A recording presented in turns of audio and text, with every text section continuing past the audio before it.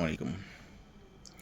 সাম্প্রতিক সময়ে পাকিস্তান এবং আফগানিস্তানের মধ্যে যে সংঘাত এবং সেই সংঘাত থেমে থেমে এখনও চলমান, এবং দুটি মুসলিম প্রধান দেশ, দুটা প্রতিবেশী দেশ।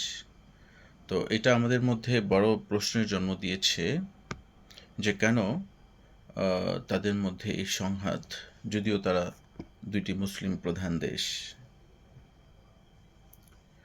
সে বিষয়টি নিয়ে আমরা আলোচনা করব এবং দুটো দেশই একজন আরেকজনের, একটি দেশ আরেকটি দেশের সবচেয়ে বড় ব্যবসায়িক অংশীদার। এবং আফগানিস্তান হচ্ছে একটি ল্যান্ডলক কান্ট্রি, অর্থাৎ এটি চতুর্দিকে ভূমি দ্বারা বেষ্টিত, এবং পাকিস্তান তাদের সবচেয়ে বড় ট্রানজিট সেবা প্রদান করে থাকে।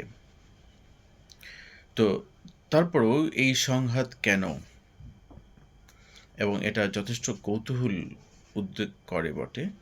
আমরা এই বিষয়টি নিয়ে আজকে আলোচনা করব। এর জন্য একটু পিছনে ফিরে যেতে হবে। 1947 সালে ব্রিটিশ ইন্ডিয়া বিভাজনের পর আফগানিস্তানের পূর্ব দিকে যে স্বাধীন দেশটি জন্ম হয় সেটি হচ্ছে পাকিস্তান। তো পাকিস্তান স্বাধীনতা অর্জন করার পর জাতিসংঘের অন্তর্ভুক্তির ক্ষেত্রে তৎকালীন কিংডম অফ আফগানিস্তান একটি মাত্র দেশ যেটি নেগেটিভ ভোট প্রদান করে। পরবর্তীতে অবশ্য অক্টোবরে 1947 সালে তারা নেগেটিভ ভোটটি উইথড্র করে নেয়। তো এই দুটি দেশের মধ্যে সম্পর্ক স্বাভাবিককরণের ক্ষেত্রে একটা বড় প্রতিবন্ধকতা হিসেবে কাজ করে এই দুটি দেশকে বিভাজনকারী আন্তর্জাতিক লাইন, ডুরাদ লাইন কেন্দ্রিক যে ভূমি নিয়ে ডিসপিউট, তাদের মধ্যে ভূমি নিয়ে বিবাদ, তাদের মধ্যে এটি সম্পর্ক স্বাভাবিককরণের ক্ষেত্রে সবচেয়ে বড় একটা প্রতিবন্ধকতা হিসেবে কাজ করে। পরবর্তীতে তালিবান সরকার উত্থানের পর পাকিস্তান তাদেরকে ফিনান্সিয়াল এবং লজিস্টিক সাপোর্ট প্রদান করে। তালিবান সরকার 1996 থেকে 2001 সাল পর্যন্ত ক্ষমতায় থাকে, এবং 2001 সালে ক্ষমতা থেকে তাদের পতনের পরেও পাকিস্তান তাদের এই সমর্থন অব্যাহত রাখে। তো পাকিস্তান এবং আফগানিস্তানের মধ্যে সম্পর্কের ক্ষেত্রে সবচেয়ে যে বড় সম্পর্ক অবনতির ক্ষেত্রে যে ফ্ল্যাশ পয়েন্ট, সেটা হচ্ছে টিটিপি। টিটিপি হলো তেহরিক-ই-তালিবান পাকিস্তান, অর্থাৎ এটি পাকিস্তানি তালিবান, যারা আফগানিস্তানে বসে পাকিস্তানে নানা ধরনের নাশকতামূলক কাজ করে, এবং পাকিস্তান সরকার মনে করে যে আফগান সরকার তাদেরকে নিরাপত্তা প্রদান করে, তাদেরকে সহযোগিতা করে, তাদের অভয়ারণ্য দিয়ে রেখেছে আফগানিস্তানে, এবং এই সহযোগিতা নিয়ে টিটিপি পাকিস্তানের উপর হামলা করে। এবং এটা সাম্প্রতিক সময়ে খুব প্রায় প্রতিদিনের ঘটনা যে টিটিপি পাকিস্তানের উপর হামলা করে।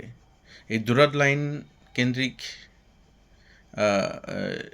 বিভিন্ন জায়গায় টিটিপি পাকিস্তানি সেনাবাহিনীর উপর, নিরাপত্তা বাহিনীর উপর আত্মঘাতী হামলা করে, গুপ্ত হামলা করে, অতর্কিত হামলা করে। এতে করে প্রায়ই বিভিন্ন সময় পাকিস্তান নিরাপত্তা বাহিনী এবং সেনাবাহিনীর সদস্য হতাহত হয়ে থাকে। এবং ভেরি রিসেন্ট তাদের অতর্কিত হামলায় পাকিস্তানের প্রায় 12 জন সৈন্য নিহত হয়। এর ফলশ্রুতিতে পাকিস্তানও তাদের উপর বিমান হামলা করে, পাল্টা হামলা করে, এবং এই পাল্টা হামলায় বেশ পরিস্থিতি আস্তে আস্তে ঘোলাটে হতে থাকে। তো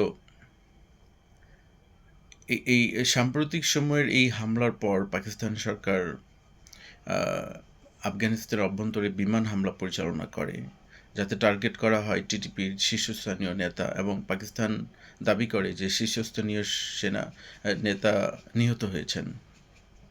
তো পাকিস্তানের এই বিমান হামলার পর আফগান সরকার তাদের ভৌগোলিক যে সীমা, সেই সীমা লঙ্ঘন হয়েছে বলে মনে করা হয়। তাদের তাদের তাদের উপর এটি তারা হামলা হিসেবেই দেখে এবং এর প্রত্যুত্তরে তারা পাল্টা হামলা করে। টিটিপি এবং তালিবান সরকার মিলে পাকিস্তানের উপর পাল্টা হামলা করে এবং এর প্রত্যুত্তরে পাকিস্তানও আফগানিস্তানের উপর আবারও হামলা করে। হ্যাঁ, এবং গতকাল পাকিস্তান আফগানিস্তানের উপর সবচেয়ে ভয়াবহ বিমান হামলা পরিচালনা করে। তো এই টিটিপি মনে করে যে তারা পাকিস্তানের শরিয়া আইন বাস্তবায়ন করবে। তারা এই দর্শন নিয়ে, তারা এই উদ্দেশ্য নিয়ে পাকিস্তান নিরাপত্তা বাহিনী এবং তাদের যে সেনাবাহিনীর উপর হামলা পরিচালনা করে। তো যখন পাকিস্তান এবং আফগানিস্তানের মধ্যে এই দ্বন্দ্ব চলমান, হামলা পাল্টা হামলা চলমান, সম্পর্ক যখন তলানিতে, এমন সময়ে আফগানিস্তানের পররাষ্ট্রমন্ত্রী ভারত সফর করেছেন এবং ভারত হলো পাকিস্তানের চিরশত্রু এবং সবচেয়ে বড় শত্রু এবং সাম্প্রতিক ভারতীয় সরকার মুসলমানদের উপর নানা ধরনের নির্যাতন করে বলে মনে করা হয়। তো মুসলিম নির্যাতনকারী একটি শাসক, তাদের সাথে তালিবান ঘনিষ্ঠ হওয়ার যে প্রচেষ্টা, যেখানে তালিবান হচ্ছে প্র্যাকটিসিং মুসলিম এবং ইসলামী শরিয়া ভিত্তিক রাষ্ট্র পরিচালনা করার দর্শন নিয়ে তারা রাষ্ট্র পরিচালনা করে। তো তারপরও কেন তারা তাদের মুসলিম ভাই পাকিস্তান এর শত্রুর সাথে কেন তারা ঘনিষ্ঠ হচ্ছে? হয়তো এখানে কোনো রাজনৈতিক উদ্দেশ্য নিহিত আছে। তো সময়ই বলে দিবে যে এর পিছনে প্রকৃত উদ্দেশ্যটা কী এবং কে কার শত্রু, কে কার বন্ধু।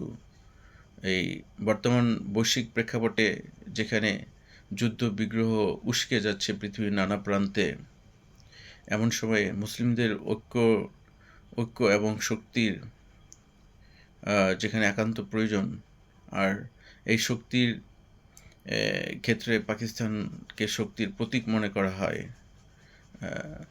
সো এই পাকিস্তানের সাথেই আফগানিস্তানের কেন এই সংঘর্ষ, সেটা হয়তো সামনে আরও পরিষ্কার হবে।